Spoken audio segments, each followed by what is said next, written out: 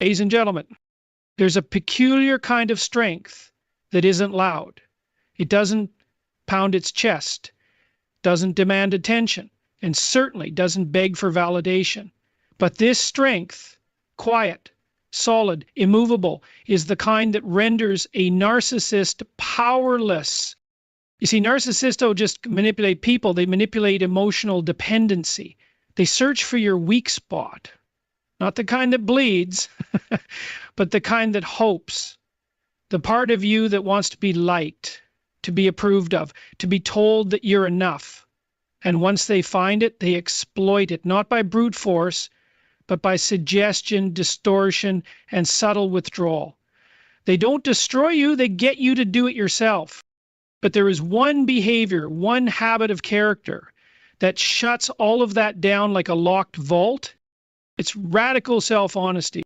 Narcissists are masters of sensing emotional hunger. They have an almost instinctual ability to detect the slightest need for external approval in another person. And once they identify that craving, they begin weaving a subtle web of control. This control doesn't always look like overt domination or aggression. Often it appears as charm, approval, idealization. At first, they lift you up, they mirror your values, they praise you in all the ways you've longed to hear. But this isn't affection, it's architecture. They're building a psychological structure where your self-worth becomes tied to their reactions. You feel good when they approve of you, you feel unsettled when they withdraw. And over time, without realizing it, you begin orbiting around their mood, their attention, their perception of you. That's the trap. To understand this, we have to look at the human need for validation. It's primal. From the moment we're born, our survival depends on others responding to us. Babies cry not just for food, but to be seen, to be soothed. That wiring doesn't just vanish in adulthood, it evolves. It becomes more sophisticated, less obvious, but it's still there. The desire to be accepted, appreciated, acknowledged, it's embedded in the human experience. And here lies the danger. When this need becomes unexamined, when it goes unchecked, it becomes an opening, a vulnerability that narcissists instinctively target. When someone's sense of self is fragile or externally defined, they are more susceptible to manipulation. Narcissists don't need to use force or threats. All they need to do is give and withhold approval in calculated doses, much like a slot machine doles out rewards. This intermittent reinforcement, occasional praise followed by coldness or criticism, creates confusion. The target becomes obsessed with winning back the narcissist's warmth. But what they're really trying to win back is the feeling of being enough. That chase becomes the leash. This is why emotional detachment from validation is so powerful. It doesn't mean becoming numb or indifferent. It doesn't mean rejecting praise or becoming antisocial. It means that your internal world is not dictated by someone else's opinion of you. It means you've developed enough inner structure through self-awareness, integrity, and personal reflection that you don't collapse when someone disapproves. And you don't inflate when someone admires you. You remain steady, centered. This kind of emotional detachment is developed, not inherited. It's the result of brutal honesty with yourself. It requires asking hard questions. Why do I care so much what this person thinks of me? What am I trying to prove and to whom? What would I feel if they stopped approving of me? Many people avoid these questions because the answers are uncomfortable. But discomfort is the price of liberation. When you face those fears directly, they lose their grip. Narcissists are drawn to people who subconsciously believe their worth is earned through performance, through being good enough, kind enough, impressive enough. If you have this unconscious belief, a narcissist will spot it and manipulate it. But when you sever your self-worth from performance, when you accept yourself in your totality, flaws, contradictions and all, you become untouchable. Their opinion becomes data, not gospel. You can consider it, but you're not ruled by it. You are no longer playing a role for their applause. A person who is emotionally detached from external validation becomes deeply unattractive to narcissists. not because they're cold or unkind, but because they are no longer feedable. The narcissist cannot offer them anything they don't already give themselves. Approval is received, not craved. Criticism is noted, not internalized. Praise is appreciated, but not addictive. And rejection? It hurts, yes, but it doesn't destroy them. This shift creates a psychological boundary that narcissists cannot cross. It removes the hooks they rely on, the guilt, the neediness, the insecurity. They may try their usual tactics, silent treatment, triangulation, love bombing, projection, but they won't get the same reaction. You won't spiral. You won't chase. You won't try to fix what was never yours to fix. And that's when the game ends, not with confrontation, but with non-participation.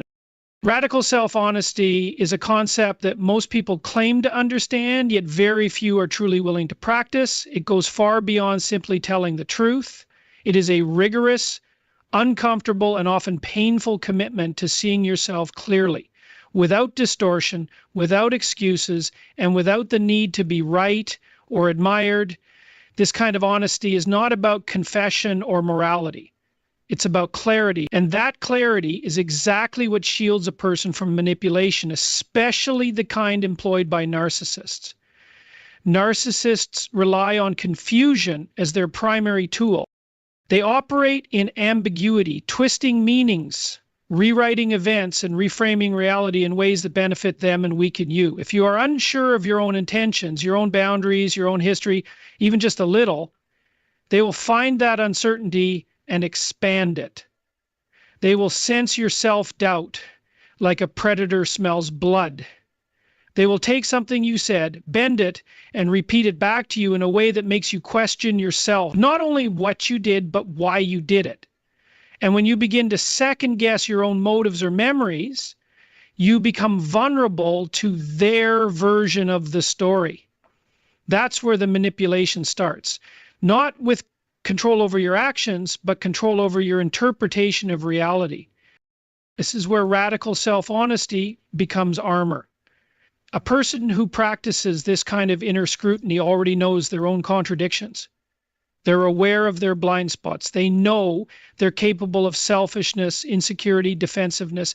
And because they've looked at those aspects without flinching, a narcissist has no new angle of attack. If someone accuses you of being inconsiderate, and you've already reflected on a moment when you were, you don't deny it, and you don't crumble, you acknowledge it without shame. And in doing so, you deny the narcissist the leverage they were hoping to gain. What you've already owned can't be used against you.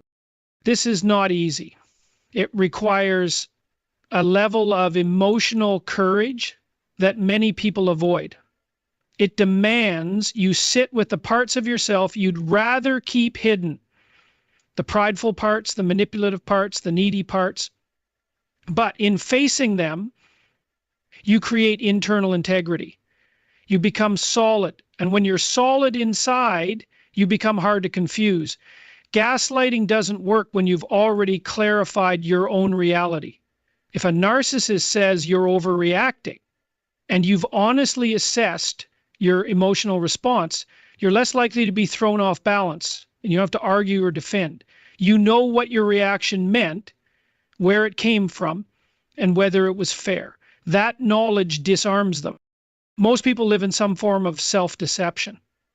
They tell themselves stories to protect their ego. They deny their envy, exaggerate their virtue, minimize their fears.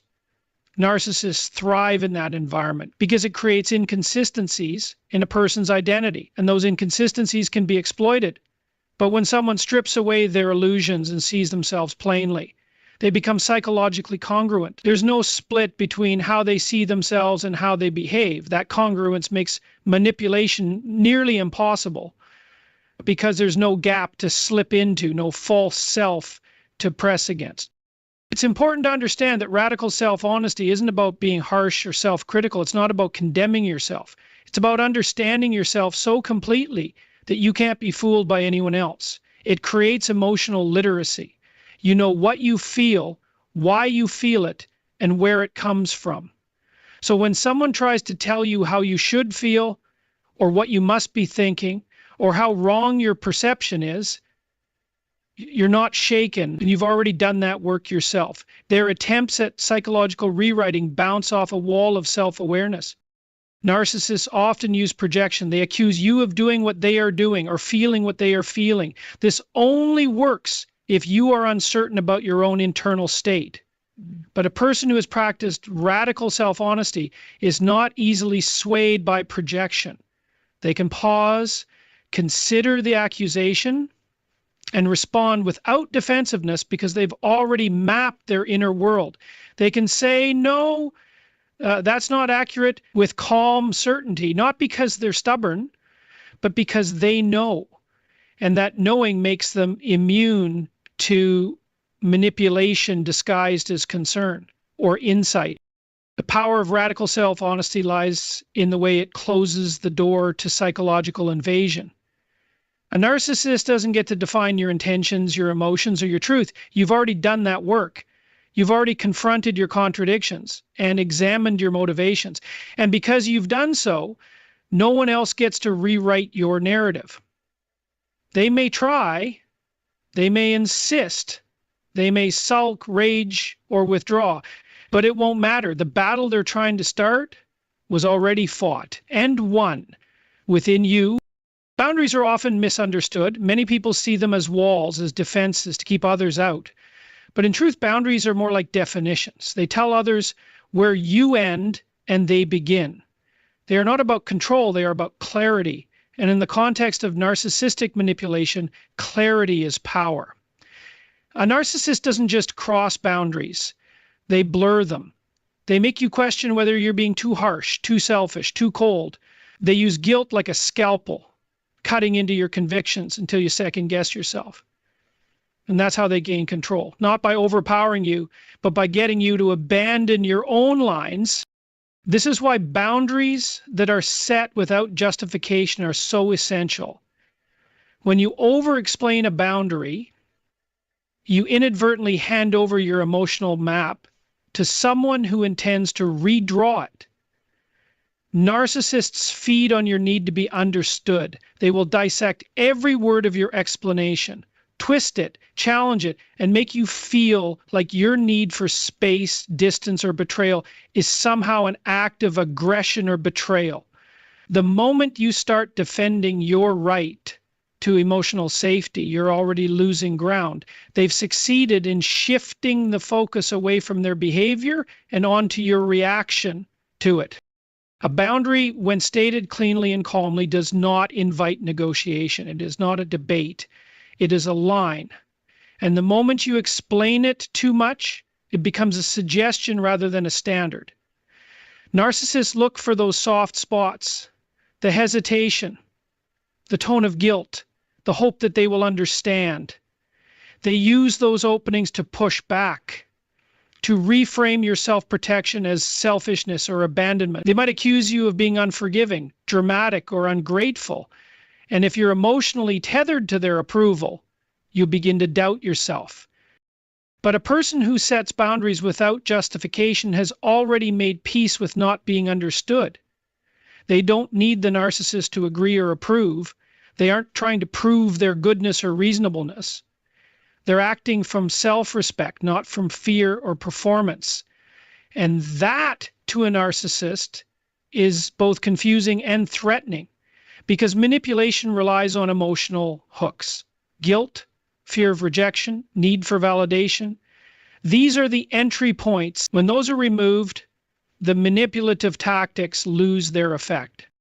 It's not that this approach makes the narcissist go away quietly. On the contrary, it often triggers more intensity. They may lash out, play victim, or withdraw affection. But these are all signs that the boundary is working. When someone reacts strongly to your limit, they're revealing how much they relied on your lack of one. The mistake most people make in these moments is backtracking, trying to soften the boundary, smooth over the discomfort, or re-engage to ease the tension. That's exactly what the narcissist wants, not because they care about resolving the issue, but because your return signals that their tactics are still effective. This is why emotional detachment from the need to justify yourself is crucial. If you believe that every action must be understood to be valid, you'll always be vulnerable to those who refuse to understand you. Narcissists thrive in that space, where your desire to be seen is stronger than your commitment to your own peace. They exploit that tension. They act confused, hurt, shocked. They demand explanations not because they're genuinely seeking understanding, but because they know that explaining weakens your resolve. When you no longer feel the need to over-explain, you shift the balance of power. You stop performing for empathy that will never arrive. You stop debating with someone who sees your boundaries not as expressions of self-care, but as challenges to overcome. And in doing so, you become less emotionally available to manipulation. Your no becomes final. Your silence becomes a signal, not an invitation. Your presence becomes a choice, not an obligation. This level of detachment doesn't come from coldness. It comes from self-possession, from understanding that the right to define your emotional landscape does not require anyone else's endorsement. You are not obligated to bleed for someone just because they pretend not to understand why you're protecting your skin.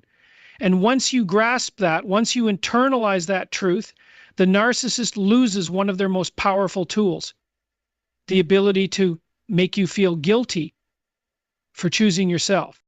Narcissists are not simply individuals with inflated egos. They are strategic emotional tacticians. Their manipulation is rarely overt. It is layered in subtlety, hidden behind charm, performance, and carefully curated emotional cues.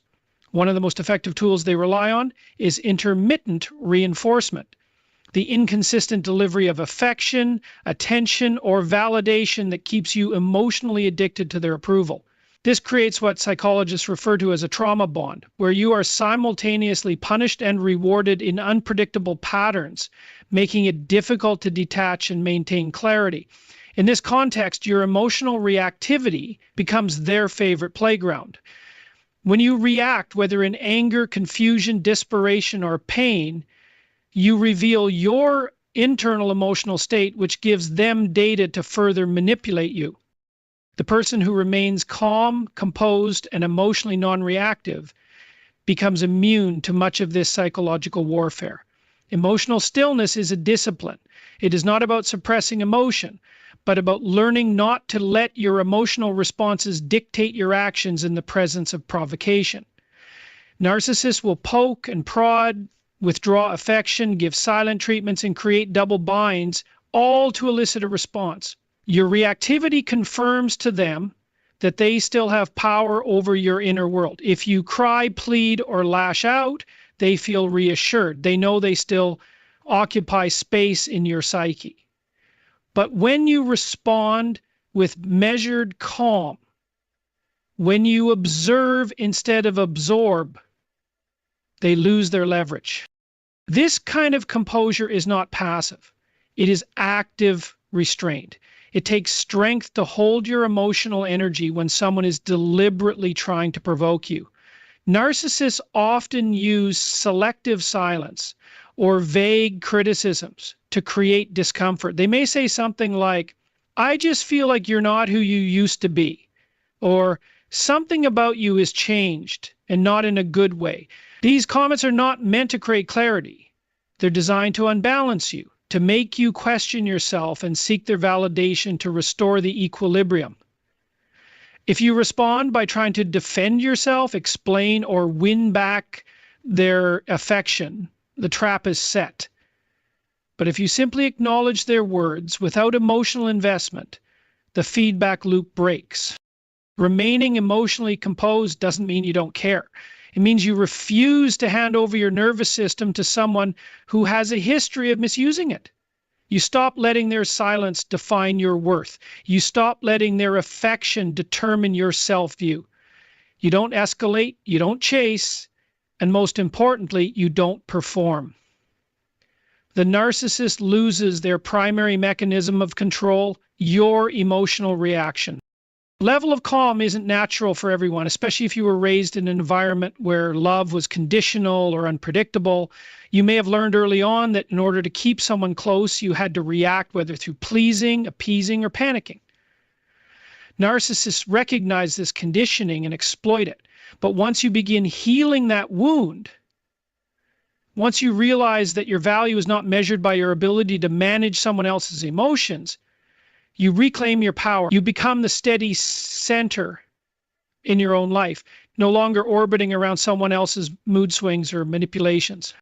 Emotional stillness confuses narcissists. They are accustomed to using emotional bait, cryptic comments, subtle withdrawal, feigned vulnerability to draw people in. They count on you to take the bait, to engage, to explain yourself, to ask what's wrong. They are not seeking resolution, they are seeking control. But when you stop playing that role, when you let the silence hang, when you don't interpret their mood as your responsibility, they are left with nothing to feed on. It's like trying to start a fire without oxygen. The emotional fuel is gone. This doesn't mean the narcissist will stop trying. In fact, they may escalate their tactics when they realize their usual strategies aren't working. They might become more cruel, more charming, more unpredictable. But these are signs of desperation, not strength. They are testing for weaknesses, hoping your composure is a facade. And this is where your discipline matters most. Remaining grounded even when they raise the stakes. You do not engage in emotional tug-of-war because you no longer need their rope. True emotional control is not about dominance. It's about sovereignty. It's about choosing not to hand over your peace in exchange for temporary reassurance. It's about understanding your own emotional triggers so deeply that you're no longer ruled by them. You can feel sadness, anger, or even fear without broadcasting it to someone who might weaponize it. You become the kind of person who is aware of their feelings, but not enslaved by them. And in the presence of a narcissist, that is the most unsettling presence you can offer. Calm, clear, and completely unreachable by their usual games. Narcissists thrive in environments where ambiguity clouds responsibility. Their tactics are often built on carefully constructed narratives that shift, distort, and obscure the truth. One of their favorite strategies is reframing the storyline, casting themselves as the misunderstood hero or the perpetual victim, while subtly positioning you as the cause of conflict. It is a psychological shell game where the facts keep moving, the roles keep flipping, and accountability is always just out of reach. In this chaos, most people find themselves apologizing for things they didn't do, explaining emotions they didn't cause, and adjusting behavior to solve problems that were never theirs to fix. This manipulation only works if you accept their framing of the situation. The moment you refuse to participate in that reality, when you state calmly and firmly, that's not what happened, you begin to dismantle their power. Clarity is lethal to narcissistic manipulation. When you stop responding to accusations with defensiveness or confusion, and instead with clear, unwavering truth, the narcissist is faced with a mirror they cannot distort. They will try to pivot. They'll say things like, "You're being overly sensitive," or "That's not how I remember it." These are not innocent lapses in memory. They are intentional efforts to replace your perception with their own. But when you maintain your clarity, when you hold the line and refuse to debate your reality, the manipulation hits a wall. Narcissists need a pliable target, someone who will second-guess their memories, question their feelings, and doubt their instincts. If you don't offer that pliability, if you anchor yourself in what you know to be true, they are forced to either escalate or retreat. Refusing to accept their version of events is not about confrontation. It is not about arguing or proving a point. It is about disengaging from the illusion they are trying to maintain. Many narcissists survive on the emotional labor of others, the effort you expend trying to understand them, empathize with them, or make sense of the contradictions they create. But when you stop investing in that illusion, When you refuse to take responsibility for their behavior or carry the emotional burden of their dysfunction, you rob them of the chaos they rely on. Clarity doesn't require that they agree with you.